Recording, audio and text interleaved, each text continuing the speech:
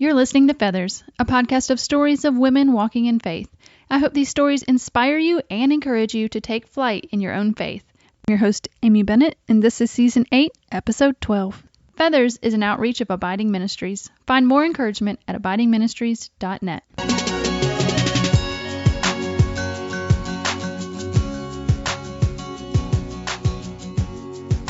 Well, hey friend, and welcome back to Feathers this week. You know, one thing I have learned doing this podcast is just that there is such a thing as an appointed time for something. You know, I think sometimes we can get so frustrated when things are not going according to the time frame that we have, you know, especially doing this podcast. You know, I want certain people to be on the podcast, you know, and get disappointed if they can't come. But I have just learned that God has an appointed time, and the time that we are supposed to talk, He has it all lined up. And if we would just wait and be patient, then it will work out. There are some people that I still to this day have recorded a podcast with, and both of us just felt like, you know, we look back and say, it's just not the right time. It's just not the right thing. And we've just never published it, but maybe one day we'll get back together and talk. But this week's guest is somebody that I wanted on the podcast 3 years ago, back in 2015, right after I started this podcast. And she said yes. But for whatever reason, we just never made the appointment to get together and talk. And, you know, now that I look back, I am just so glad that we didn't, because since that time, the last 3 years, Kristen has taken her story, the one that I was really interested in hearing about. She has actually finished living it out. She has actually written a book called Finding Selah, and it's all about that time, and it's all the lessons that she learned during that. So I just don't think if we would have talked 3 years ago that this conversation would have been as rich as it is today. And I'm just so thankful. So just a quick word maybe for somebody whose world is not going into the time frame that they want, that just remember that, you know, God has an appointed time, and, you know, maybe it's never, it might be never, but I'm telling you, it's better on God's time frame. And I'm so happy to have Kristen here this week and hope you enjoy this conversation. Well, hey, Kristen, and welcome to Feathers today. Hey, thanks so much for having me. I'm so excited to be here talking with you. Oh, I am so excited to finally have you on. Well, before we get started, I wanted just to share with everybody that, and we chatted a little bit before we started recording, is that this episode has been 3 years in the making. I cannot even believe it. Yeah. So when we first launched Feathers 3 years ago, March 2015, and I think it was, I look back in my email because it's been so long, but it was sometime, you know, later that spring that I ran into your website, and you tell me the name of the website in 2015. It used to be called Hope with Feathers. Hope with Feathers. Similar theme. Yes, that caught my eye, and you had an email list called the Feathered, if I can say it right, the Feathered Letter. Yes, it is a bit of a tongue twister when you try to say it, isn't it? It is. But so all of that, you know, caught my eye, and I emailed you. You were so willing to do the podcast, and, you know, not your fault. We just never hooked up and actually did the episode. There's so many people. That so Everybody's funny? like, you want to do it? Yeah, I want to do it. And then, you know, we were both talking too before recording that administration is maybe not our spiritual gift. It is really not mine. I depend upon other people to tell me where I have to be. And I mean, all the time. It's really a joke in my personal life. And now it's, you know, it's bad. It's really bad. So it took us both 3 years and an administrator to help us.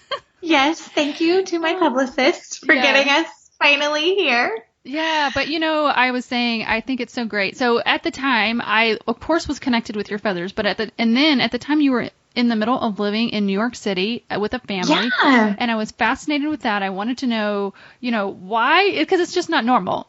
I don't think it's normal for somebody to move with a, you know, young family, move into the city, sure, and stay there. And I was just so fascinated by the fact that you guys were a family living in New York City, and you were a believer. And I wanted just to hear the whole backstory. Well, here 3 years later, you've written your first book, Finding Selah. Is that how you say that, Selah? I think it's regional. I hear it a lot. You're in the South. Is that right? Yes, I am. Mm-hmm. So in the South, I hear Selah a lot. I think a lot of people have also named their children Selah. In the Northwest where I am, Selah seems to be what people say, but I think it's one of those words that just is a regional Interesting. Okay. original dialect type of thing. I know that. Mm-hmm. But anyway, you've written the book. It's got a lot of your story in it. And what's interesting is, what I didn't even know back then is that you really had like a spiritual journey that you were on as well that really tied into all, just living in New York and, how God used that with you. So, I mean, I just think it's amazing that even though, God kind of planted the seed, I think, several years ago, but yet the fruit of the book and you being able to look back to see what all God has done is now. And so I think the timing is just perfect. It's so true. And I'm so glad we finally connected. Yeah. Yeah. In 2015, it was definitely, I think I was starting to really, I'd always wanted to write. I think if I look back even as a little girl, it was like being a writer was just who I was. It was how I always expressed myself. Like it never occurred to me to do anything else with my life. I always wanted to be a mom and I always wanted to write and just continue writing. And so I was always writing about our experiences, but yeah, they've really come full circle. So it's a really different kind of interview than we would have had in 2015. Yes. So God knew what he was doing. These two administrating challenged people, it worked out for good. So I'm glad. Funny. And now we're both going to hire assistants forever and ever. Amen. That will keep us on track. I need that. Isn't it terrible? So you're like, you don't want to call the doctor and make an appointment or the dentist or is that for you? Right. Yeah. I am really living the dream right now. My daughter, who's almost 17, is highly administrative. And she keeps us on track in a lot of those things. Like, hey, Mom, or I've learned she'll keep me going. Like, we probably should book our new dentist appointments or whatever. My kids did that yesterday. They're like, Mom, it's super great. In like 2 years. Like, you should probably do that.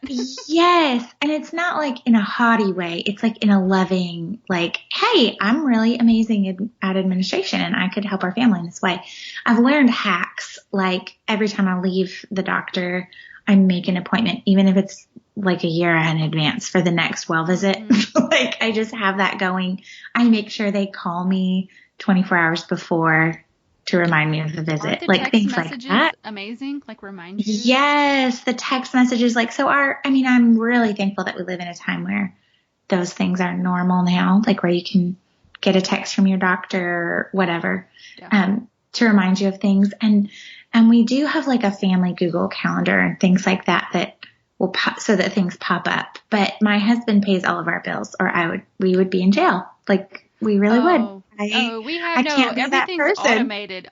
So everything's automated for us too. Yeah. And there's one check we have to send and it's always late. And I'm like, I'm sorry. Like I just can't do it. So funny. We have that same thing. It used to be dance class. And now I'm so thankful. My very close friend is my children's ballet teacher and she has everybody on auto pay too. And I'm like, you just knew that these mamas needed that. So everything's auto pay. Everything's just like automatic in pretty much everything. So I'm thankful. There's hacks and tools and technology that help keep us, healthy and in order. But for sure. Pretty funny. Oh my goodness. So I'm really excited to talk today and let me get you to introduce yourself. I know you, but not everybody knows you. And I'm excited to introduce you to, the Feathers listener. So, introduce yourself, your family, and tell us a little bit about your book. Sure. So Kristen Kill is my name. It really is my name. I've been married with my last name for 18 years now. It's pretty funny. I have been married to Josh, like I said, for 18 years yesterday from when we're recording this, actually.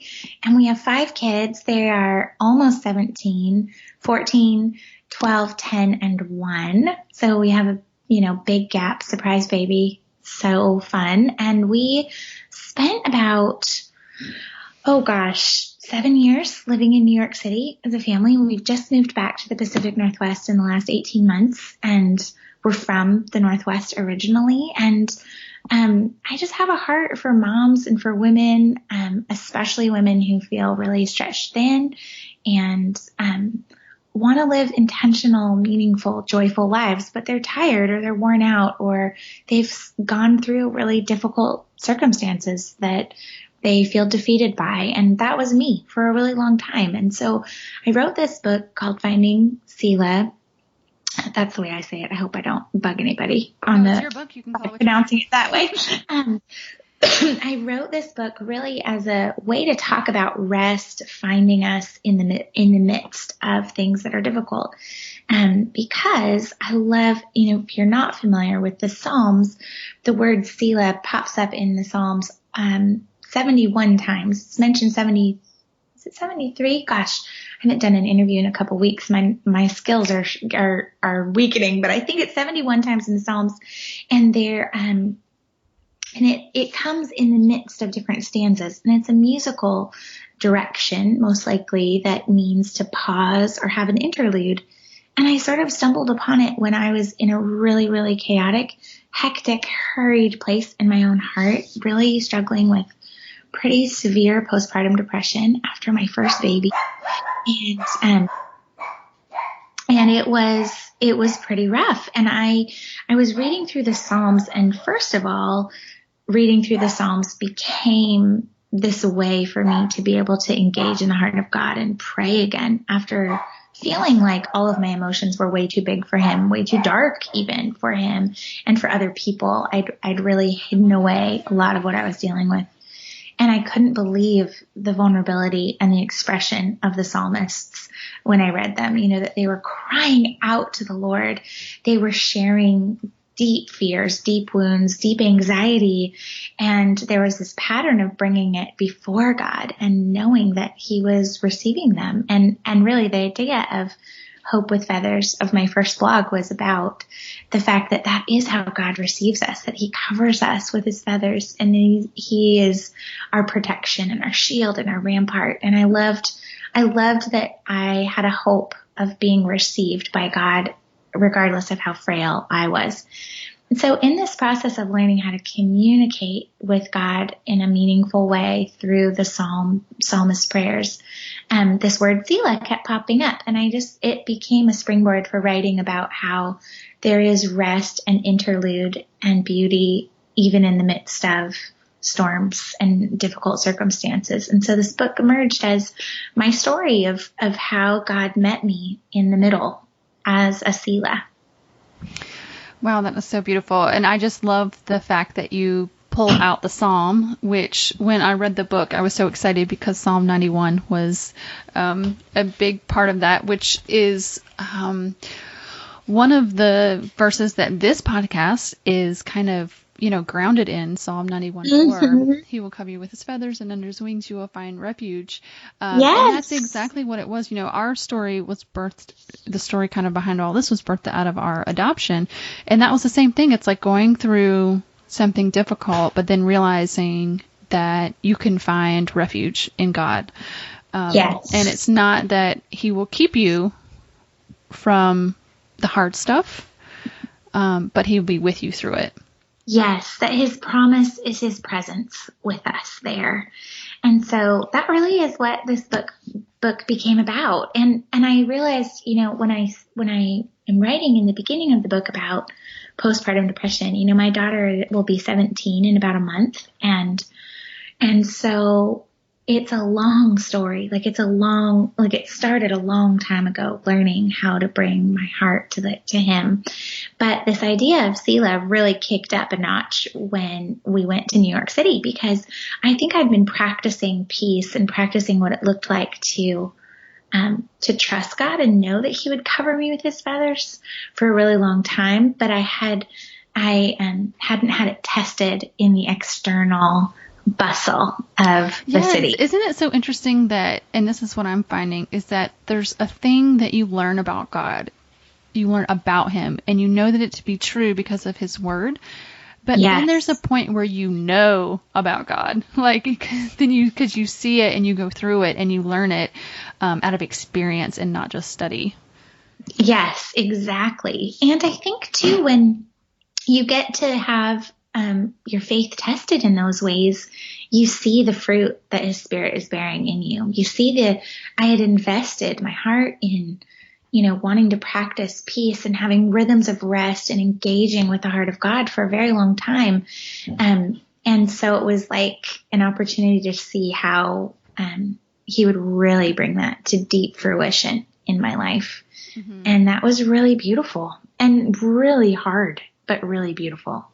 So tell me about your journey to New York. Was it a struggle and, exercise of faith even going there, or was it really tough once you got there? We were just itching to go. We really were. So it was, yeah. So we had been missionaries overseas just for about a year and had some of our plans cut short because of, people might remember this depending on how old you are. There was this respiratory virus spreading through all of Asia, and we were headed to Asia with some mission teams. And it was called the SARS outbreak. Do you remember that? It was like, sure do. Yeah, SARS. People were wearing masks. It was like killing people all over the place. I was pregnant and our oldest was 2. And so we decided to come back to the United States. Really, our mission organization had recommended that. And so did like our doctors. It just seemed like a wise choice. And I kind of thought, okay, I actually didn't really write about this too much in the book, but, I thought, okay, we'll be here. We'll have a baby. We'll be back on the mission field. Like our life is going to be missions. And God really had another plan. My husband went and spent like 3 days in the woods just praying and seeking direction. And he is a biologist and a geneticist by degree. And so everything in his life is very like in the woods and outdoorsy, and, he could do it at the ocean or, in freshwater, different things. He's a marine biologist. And so he came back and just said, I feel like God is calling us to missions in corporate America. Like that is what he's personally calling me to. And I'm like, well, that would be great if you had a corporate job. Like, that might be a missing piece of the puzzle. Like maybe you heard wrong here. And it ended up through a course of years. We stayed in our hometown. I call them our baby making years. We were there for about 7 years, and we got to experience life with our extended family and our grandparents, and buried all of our grandparents except one during that time. And it was really, really beautiful, and a season of just waiting. Like, God, I can't believe we're not back on the mission field internationally. What do you have for us here? And my husband began a tech company, long story short, and then began working with a company that is based in New York. And they got a huge investment and called everyone to New York City. And his life still today is very much like, in the real nitty gritty corporate world. So for us to go to New York was the answer to a prayer and dream of about 7 years of waiting for that, that entrance into really post-Christian culture, urban city, like very, very, I feel like New York is much more European than it is American in a lot of ways, just the way that people live there, with markets, walking, it's completely pedestrian. We didn't own a car the entire time we lived there. Like you just don't live like that in any other city in the United States. So to us, it felt just just a incredible big answer to prayer. go. Like, exactly. You have to see God's hand in that and be like, yes, let's go. If he's directing us so clearly, then it really was. What did your family think about that, though? We'd lived in Europe already with kids, true. And they were like, at least you're staying in the country. That's we true. We did kind of ease them into it. We decided we'd give it a year and see how it went. And if it was just awful and not a fit, that we could, work it out so Josh could work remotely. But we fell hard for New York. We just love it. We still love it. Like I'm still kind of in shock 18 months out of not living there anymore that I don't live there. Like I feel like I live there. It's just in me now. Like no other place I've ever been. It's just a geography of my heart. How does that work with a young family? That's what I keep going back to. When you have this young family, like, I don't know, like, I can't imagine having a car and like walking your 2-year-old and newborn and however, all the kids. Oh yes. So my youngest, who is now 10, was 2 when we moved. She was almost 2 or had just turned 2. And so, and then my oldest at the time was 9. I think she was 9, somewhere in that range. She was like 4th grade. And so they were all pretty little, but not like a newborn. And then, It was crazy. I mean, we just got rid of a lot. We lived really simply in an apartment, and everyone lives in apartments. Like, it's kind of the great equalizer, you know, in New York, because everyone's, unless you're in a giant penthouse, you're in an apartment. And it's much different than anywhere else where, you know, you have like neighborhoods with big houses and the neighborhoods with little houses. Like, everything's just interdispersed on the street. You said somewhere, I think in the book it was like your house was like 1,000 square feet, wasn't it? Something? Our biggest apartment was 1,000 square feet. We did have one that was a little bit smaller, and it was crazy. But yeah, we had all of our kids in one room, and they had their own bathroom. We looked a lot when we first got there looking for 3 bedrooms, and we found that 3 bedrooms was often the same square footage as a 2-bedroom, but you cut off living space. And so we kind of had to just decide living space is more important to us than big bedrooms. And so the kids had like a bunk room always, like 2 bunks and, their toys in there and their own bathroom. And, you know, we did, as they got older, it was not really tricky, but just sort of, you know, okay, everybody gets dressed in the bathroom as the girls were getting bigger, and, you know, your room is just for sleeping and playing and reading. And, it was great. I mean, it's just one big room to have our table and living room / family room / school room. You know, everything's just small and condensed. But then so you homeschooled while you were there? I did, yeah, the whole time. And we were living near other families that we just adored, and everyone just goes out all the time. You know, you're out at the park, you're out walking, you know your neighbors. It's actually, New York is very much like a series of small towns. You know, all of the neighbors near us. We lived in 2 distinctly different neighborhoods. We started out downtown and we ended up uptown on the Upper West Side, to be closer to our church, because everything is walkable. And so it's really amazing. Like the bodega owners, which is like a small grocery store, like, you know, we knew them by name. If my kids bought a candy bar, I would hear about it from the bodega owner. Like, hey, I told the kids I was going to tell you that they got a Twix bar. Was that okay with you? You know, and oftentimes, I would send the kids out, or my husband would come home and not have cash or whatever. And we had a tab at the grocery store. Like, I mean, it was like old school. But it's old school, but it's in this huge city.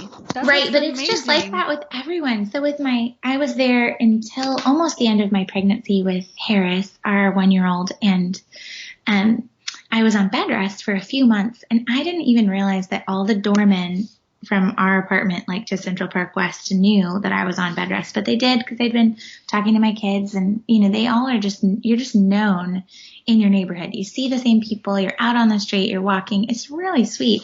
But it was so funny. They knew I was on bed rest, and I'd actually been cleared to be able to walk. I couldn't run, but I was cleared to go on a walk, and they saw me in my workout gear walking to the park, and 3 different doormen stopped me and said, Miss Kristen, I didn't think you could be outside. Are you okay? Like, I don't know about this. And they're like, okay, we're going to just be watching for you. What route are you taking? And when I came back, they're like, are you feeling okay? How's the baby? Like, it was just so amazing to me that, there's just a real small town sense of community that, quite honestly, I miss. Like, I love where we are in Oregon. We're back near family. It's really great. As our kids we're getting ready to launch kids. And that's a whole other story about how God led us here. But it's hard to get to know people. Like, I'm not necessarily suburban. I didn't know how much I loved that everybody was in the sidewalk, or everybody was in the lobby of my building, and my friends all lived within, you know, a walkable distance to send kids over and back, or walking to our church and seeing, you know, everyone walking to church. It's weird to live in a place where people are just sort of in their driveway and close the door, and then they back out of their driveway and they just stay in their homes and in their own yards. It's not that way there. So it's really interesting. There's actually a book called The Death and Rise of American Cities by Jane Jacobs. And there happens to be an article or a documentary right now on Hulu and Netflix called Citizen Jane. And it's all about urban development And it's really, really interesting, just more in detail about these things if anyone's interested in learning about layouts of cities and community. And it's really fascinating. That is so fascinating. That's like the exact opposite story that I would have expected you to talk about. Right. Like you Being a just family in don't New think York about City. it. Yeah, you think it's just you hear about how people like die alone in their apartments or, whatever, and don't know anyone. And I just didn't find that to be the case. Even there were elderly people in our building, and every other neighbor would say, "Hey, haven't seen them outside in a couple of days. Like, we need to go make sure they're doing okay." Like, there's just that. It was just so sweet. I loved it. And there are lots of people we've talked often about how we would really love to retire in New York City, because you can have an in-home nurse or something and still be in the center of it all. Like, it's not uncommon in Central Park to see people, in wheelchairs or just sitting on a bench, and they're still a part of life because everyone intersects in the public space. And so, here, at least in my experience, even in Washington State where I'm from, is that, when you need care, you either have in-home care and you're stuck in your home, as some of my grandparents were, and isolated, or you are in a nursing home and you're still isolated in many ways. Even if you're around your peers, it's isolating from, just real life and community. And so, to be aging there, to be maybe even physically incapacitated in New York, if you are able to be wheeled out into the park and see children playing and families out and, have fresh air, and you're still a part of everything. And that's really sweet to me. Well, I'm in the suburbs in South Carolina. So, Well, I'm in the suburbs in Oregon. It probably looks very similar. I don't know that I've even talked to all of the people on my street. Right. It is a very I isolated definitely thing. have not done that. And it's so strange. Like, we met a family from Europe the other day walking, and we just started talking to them, and they said we were one of 3 people they'd met in our neighborhood in over 6 months of living here. And they knew that we chatted quickly and mentioned we'd just come from New York because they had lived there. And they were like, "Oh, that's why you're out here talking to us." Like, everyone else is stuck in their backyard. I just want to throw a party and have food like in my driveway so people will come and get to know each other. Well, you should. I probably will. Teach everybody else how it is to live in community like that. Because truly, I've lived in the suburbs basically my whole life, and I don't think we have the skills. Like, what does it look like? We have somebody in our small group from our church that they are from South Africa, and they were missionaries in, oh goodness, I'm not going to think of the country that they were missionaries in. But anyway, they were talking about like they pretty much every meal they were eating with people in their community. Yes. And I'm like, we're lucky to get a family over once a month, much less Right. like every single meal. Right. Well, and it's a different expectation. So there's a lot of families that are there that are, I would say, like anchors that are not going anywhere. They're from there. They've raised their kids there. They're staying the long haul. There's a lot of other families that are they're like come in for a stint for company business and then they're out. So it feels in many ways like an expat community or a college campus. Like, Right. Mm-hmm. people are in and out all the time. But yeah, it is really interesting what happens when you do know that it might not be forever, and when you're apart from your default mode. Like, most of my friends were from somewhere else and from the suburbs or from other states. And so when you don't have your grandparents, the grandparents nearby or friends you've known, and you're in a different culture, you just cling to one another in a really deep way, really quickly. And that's what I was going to say, because I think sometimes in the suburbs there's the assumption like, oh, you have family around that you're busy with and that's taking care of you. Whereas, right. Especially if you put that in the context, well, this is sort of like a college sort of scenario or something where it's almost like you have to be each other's family because you don't have. You really do. Yeah. And it's not to say, like, I don't want to idealize it and make it seem like nobody has issues with community and finding community there. But I did find it to be culturally much more attuned to that. And so, I was personally surprised by it and really thankful for it. So, well, I am just absolutely fascinated. So I want to go Now you're going to have to go and move there. Yeah. Well, I don't know about that. Let's see. South Carolina is pretty wonderful. No. So, I want to talk about, though, that was so interesting how you guys got there and your experience there. Let's talk about, though, your spiritual kind of journey as you were there and what God was teaching you from this time. So talk a little bit about what that looked like. Well, it's funny to talk about how much I love New York. And of course, I probably did idealize it a little bit because it's not my everyday right now. But the reality also is that it's really hard. Like, it's expensive.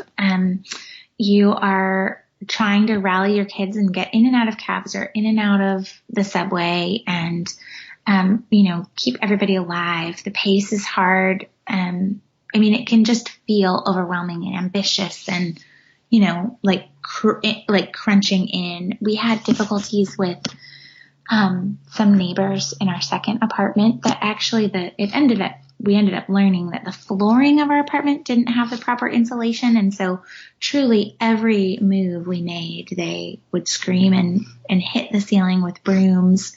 It was really hard because we were just, every move of our family of 6 was heard by them.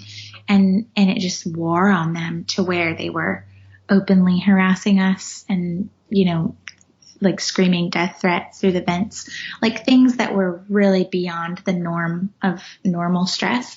And so I'm from this beautiful area in the Northwest. And, I just wanted home in many ways because I just thought, I can't do this. Like, our kids are in such strain here and living in a small space. And is this normal? Because it is countercultural. Like, that's the other side. Like, all the beautiful parts we just talked about. And there's the countercultural parts where it's not your default mode. I didn't know how to not shop by going to Costco and doing things in bulk as a mom. And, it was just a lot of learning.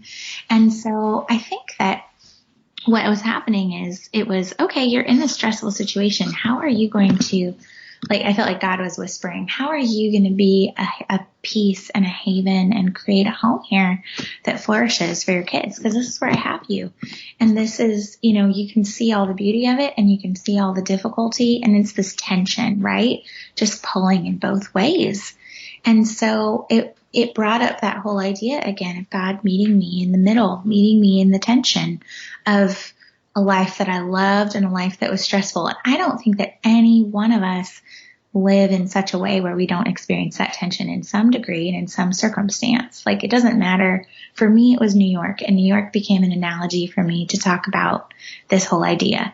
But for any one of us, there's things in our lives that we just see as so sweet and things that are so bitter and things that are so wonderful and beautiful and things that just grieve our hearts. And so we feel, at least I think, pulled in so many different ways. And so what does it look like to have God meet us there? And I love the idea that, there's the string of a violin gets really tight so that the bow can meet it and play music. Like, my good friend Rebecca Lyons, when we were talking about this book and I was just dreaming of writing it. She and I lived in New York at the same time and homeschooled our kids together, and we were good friends. And she just said, tension is where the music is made. Like, that's where that's where you hear the music. And I think that really became a defining theme in what I wrote about and in my own heart was, okay, like, engaging fully in this difficulty and the beauty, like both is where God wants to meet me and where he wants to sing love over my life. And so I just was learning that all the time, learning how to allow him to sort of be the Selah, be the rest, be the beauty, and sing and make beautiful music out of, what I was able to offer him in both of those veins. And I think too, I learned, that there's this idea of Selah being a pause and a rest. And I learned that there is no way that I could survive in a busy, culture that was always wanted more of me and was always, it was never, it was like feeding a beast, right? Like, there was always something to be done. There's always a next level to achieve. My husband is in still, but a very driven role in a big company. And so it's there's this place where you just say, I have to actually be the one to set the standard. Like, I'm going to be a standard bearer. I'm going to trust and obey God and rest. Like, it's a provision, it's a grace, it's a blessing and a gift, but it's also what he has asked of me to do, to rest, to trust him. And so Selah became learning how to do that, how to rest in the midst of, all those stanzas that are in the Psalms that are the chaos and then the worship and the praise and all of it, that there's Selah in the midst.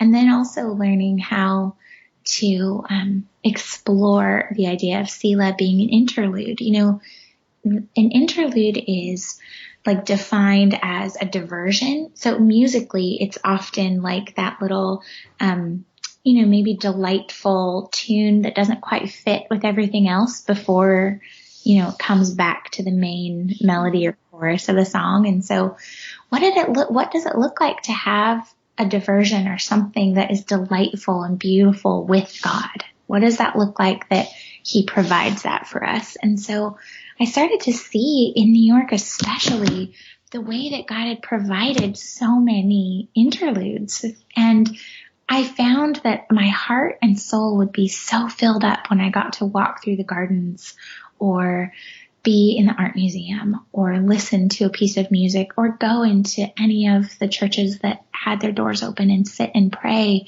that there was something nourishing my heart and soul. The beauty, John Muir says, he's this incredible naturalist that's very famous in the Northwest.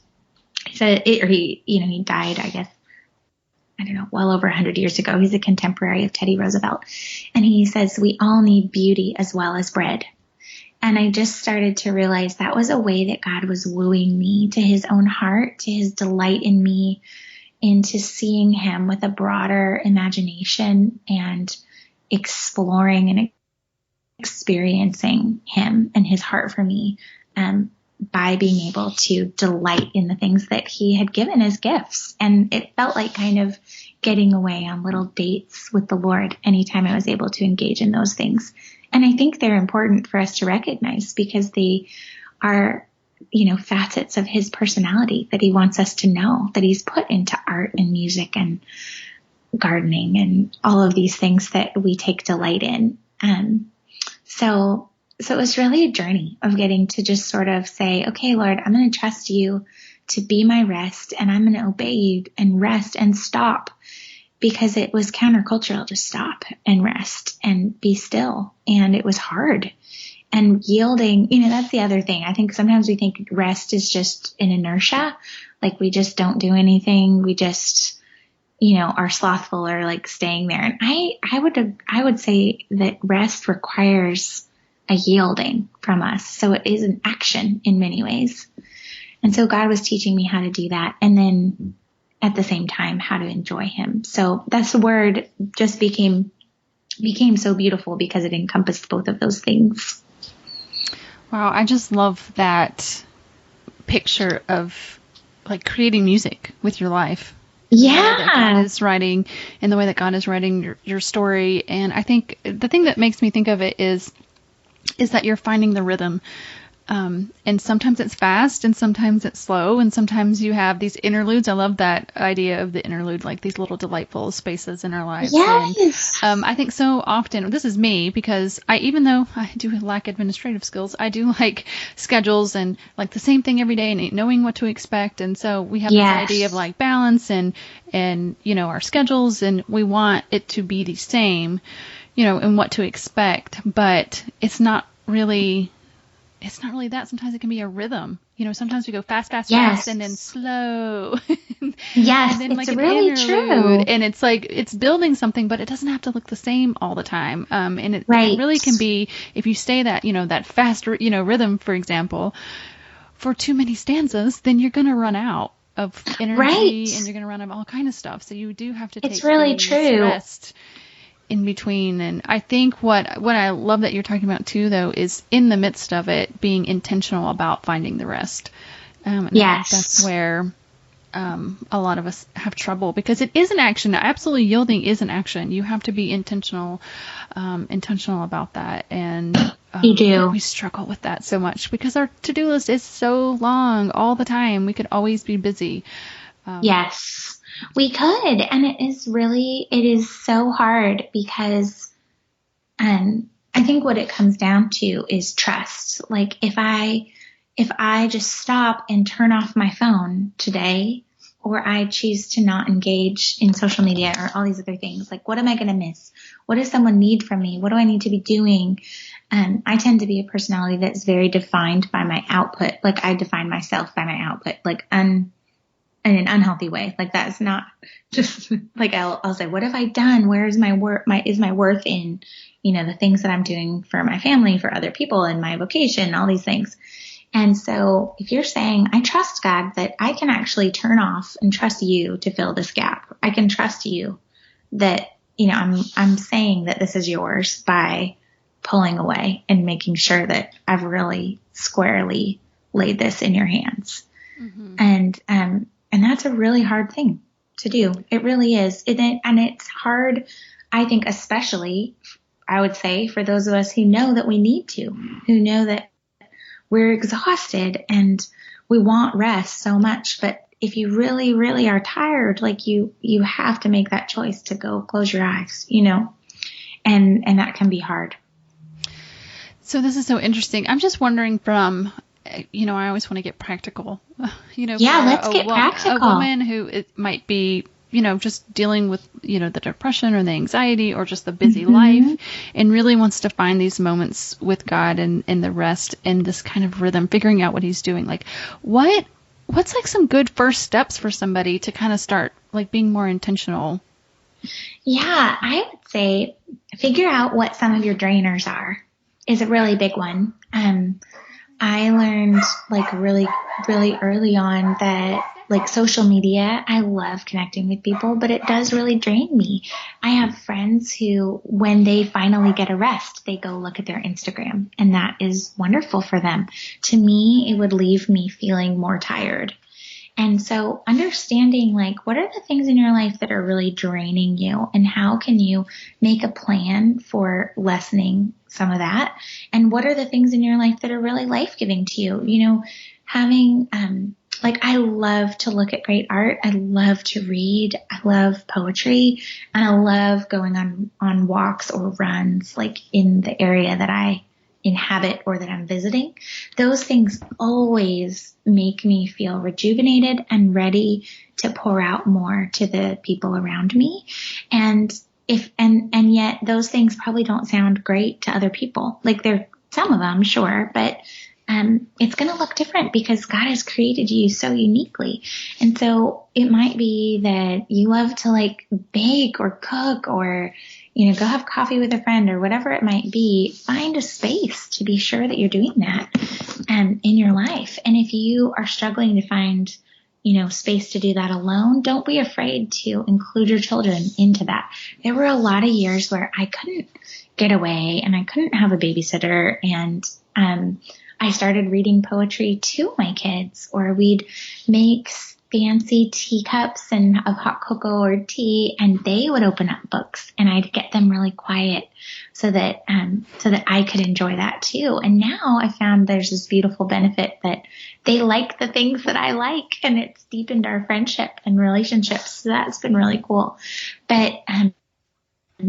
But there's ways to make it work. If you need to be alone or take a nap and you're just finding that you're exhausted, ask another mom friend and switch off like one afternoon a week, or, like someone takes a kid one week and you take other kids the next week. You can find all these sort of hacks to make it work. But I would say figure out some of the things that you love and what you can do practically to truly make them a part of the rhythm of your life. But also, what are the ways that you can rest that transform you, that don't, I say in the book, like there's types of rest that fill you up and nourish you. And then there's kind of the type of rest that is like having lots of pizza and Coke, and it's like a hollow filling up, and then you just belch everywhere, and so what are the things that are truly nourishing to you and transform you? Because I think that is the definition of like when you experience real rest, that it leaves a mark on your soul that you want to go and share and go deeper and care for others. And it's not, there is rest that is, I just need to have self-care and I need to pull away. But there's a rest that transforms you so that you are equipped to serve and to care and pour out your life for other people. And sure. And that it's important to sort of figure out what some of those activities are in your life. Most people, I think, know, like they can look back at things that they enjoyed doing when they were younger. Or, oh, when I used to do that, I just came alive. I loved being a part, I loved doing this thing. Or it might just even be simple ways that you observe what's already around you. I tell a story of finding this ivy was growing up in early spring all over the building across the street from ours. And it was like this crazy, crazy morning. We were getting in a cab because we were running late, and it caught my eye, and I couldn't look away because it was just so beautiful. And I didn't know how much I needed to see something beautiful. I had had my head down for so long at that point that I hadn't looked up and seen something lovely, but just taking it in and letting it captivate my heart and my imagination bolstered me for the rest of the day. And so I think there's just activities that we can incorporate into our life that are sustainable, that have that same effect on us. That's so great. And I think that's really just, like you said, just being intentional, knowing yourself, and really letting God lead too. Yes. And what can we do together? Mm-hmm. Well, goodness, I have enjoyed this so much, Kristen, and as our time comes to a close, I hate it, but I've just so enjoyed this, and even after all this time, being able to talk about what that experience was like for you and what you can share with us now. So happy. Yes. It's so fun.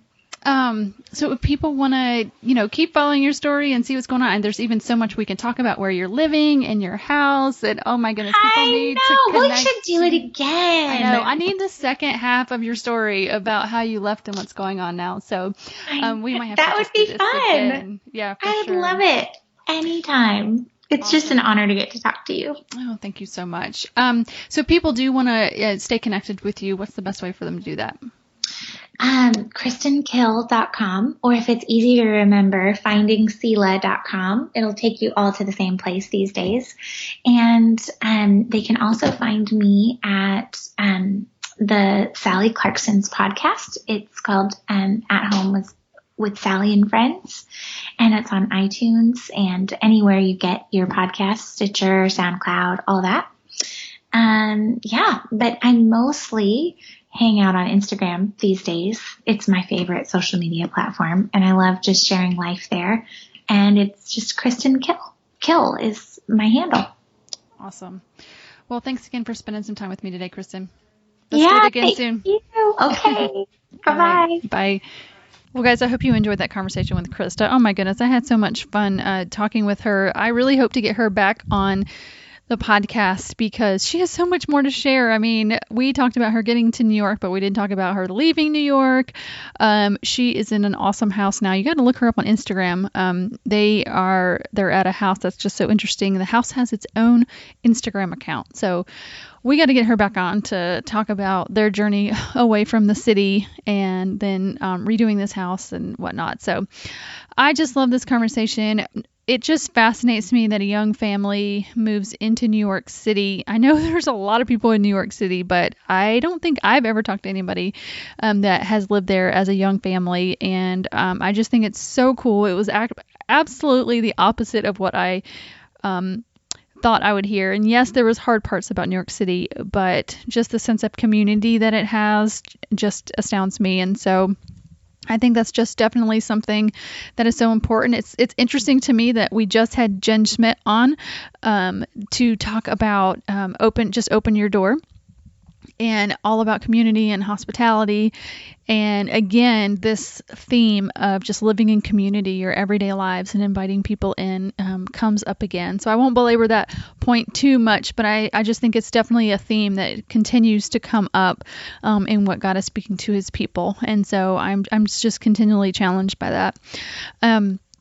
The other thing that I am still too challenged by is her message about really just rest, and that how rest is not just a doing nothing and being slothful, but it's actually a yielding, and it's a trusting, and it's an action that we do really have to trust God to rest. If we leave it all up to ourselves, everybody else's lives up to ourselves, we could be busy all of the time, and so many of us are.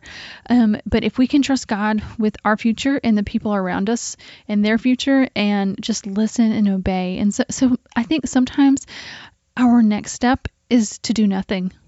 And that seems weird for me to say. I've talked about I'm an Enneagram 3, so I'm the producer. I definitely identify with Kristen as wanting to have output.